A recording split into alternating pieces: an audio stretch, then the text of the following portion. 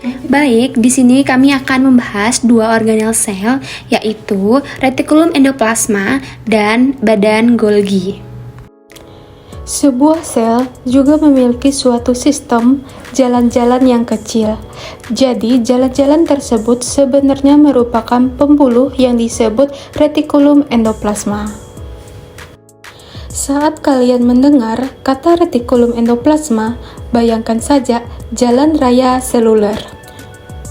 Menurut kalian, mengapa ribosom ditemukan di dinding retikulum endoplasma?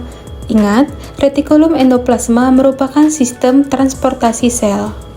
Saat ribosom selesai membentuk protein, ribosom akan melepaskan protein ke retikulum endoplasma, yang selanjutnya akan membawa protein ke tempat-tempat yang membutuhkan. Ribosom itu dibuat di dalam nukleus. Retikulum endoplasma merupakan organel sel yang berbentuk seperti anyaman membran yang rumit. Retikulum endoplasma terbentuk dari membran luar nukleus yang merupakan tempat melekatnya retikulum endoplasma. Retikulum endoplasma menghubungkan membran nukleus dengan membran sel. Secara umum, retikulum endoplasma berfungsi menghasilkan, mengedarkan, dan menyimpan produk-produk sel. Retikulum endoplasma dapat berbentuk seperti kantung pipih atau sisterna, pipa atau tubulus gelembung atau vesikula dan lembaran.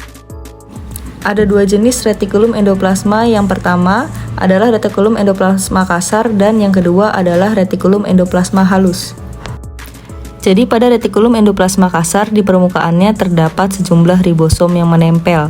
Adanya ribosom tersebut memberikan penampakan kasar atau bergranula pada retikulum endoplasma sehingga disebut retikulum endoplasma kasar. Retikulum endoplasma kasar ini berfungsi untuk sintesis protein karena adanya aktivitas ribosom. Hasil dari sintesis protein disimpan dan disalurkan ke dalam sitoplasma melalui retikulum endoplasma. Selanjutnya ada retikulum endoplasma halus. Retikulum endoplasma halus tidak memiliki ribosom pada permukaan membran luarnya sehingga tampak halus. Retikulum endoplasma halus berperan dalam sintesis dan transportasi glikogen, lemak, dan steroid. Pada sel otot, retikulum endoplasma disebut sebagai retikulum sarkoplasma, yang berfungsi sebagai medium untuk konduksi impuls dan transport ion kalsium yang diperlukan dalam kontraksi otot. Sekarang kita bahas organel yang kedua adalah badan Golgi atau aparatus Golgi. Coba kamu bayangkan suatu proses perakitan mobil bekerja pertama membuat rangka mobil, bekerja berikutnya menambahkan mesin kursi dan bagian-bagian lainnya.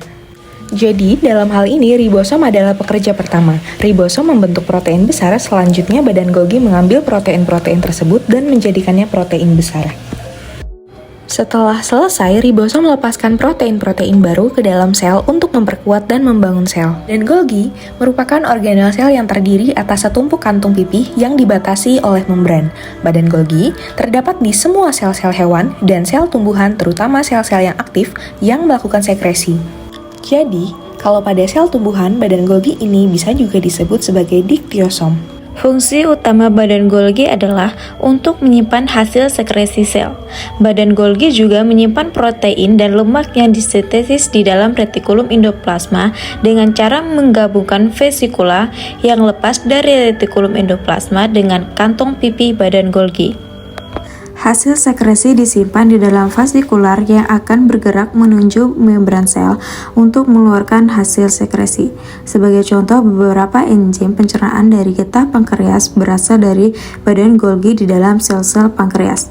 Jadi fungsi utama dari badan Golgi ini sebenarnya adalah untuk memodifikasi protein-protein yang masih mentah yang telah dihasilkan oleh ribosom, kemudian diolah oleh badan Golgi agar tercipta suatu produk protein seperti enzim ataupun hormon. Selanjutnya kita akan membahas studi kasus.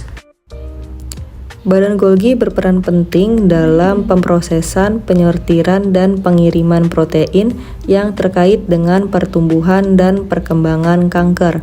Jurnal ini menunjukkan bahwa badan Golgi dapat menjadi target terapeutik dengan menghambat glikolisasi dan distribusi protein yang dapat mengurangi pertumbuhan tumor dan metastastis sel kanker. Jurnal ini membahas kanker sebagai penyakit utama yang terlibat dengan fokus pada kanker payudara, kanker kulit, dan kanker paru-paru. Kanker ini ditandai oleh pertumbuhan tumor, metastasis, dan perubahan dalam proses glikosilasi yang berkontribusi pada perkembangan penyakit. Selain itu, jurnal juga menyoroti peran badan Golgi dalam invasi sel kanker dan respon imun terhadap sel kanker. Terapi yang digunakan dalam jurnal ini adalah pendekatan yang menargetkan glikolisis protein dan menggunakan inhibitor glikolisis untuk menghambat pertumbuhan sel kanker. Badan Golgi berperan penting dalam memproses ini dengan memproses dan mengatur glikolisis protein yang jika tergantung dapat mengurangi kemampuan sel kanker untuk pertahanan hidup dan menyebar. Cara kerja terapi yang menargetkan badan Golgi melibatkan penghambatan glikolisasi protein yang abnormal pada sel kanker dengan mengganggu proses modifikasi dan distribusi protein di badan Golgi. Terapi ini dapat mengurangi pertumbuhan dan penyebaran sel kanker. Selain itu, terapi ini juga berpotensi meningkatkan respon imun terhadap sel kanker sehingga memperbaiki efektivitas pengobatan.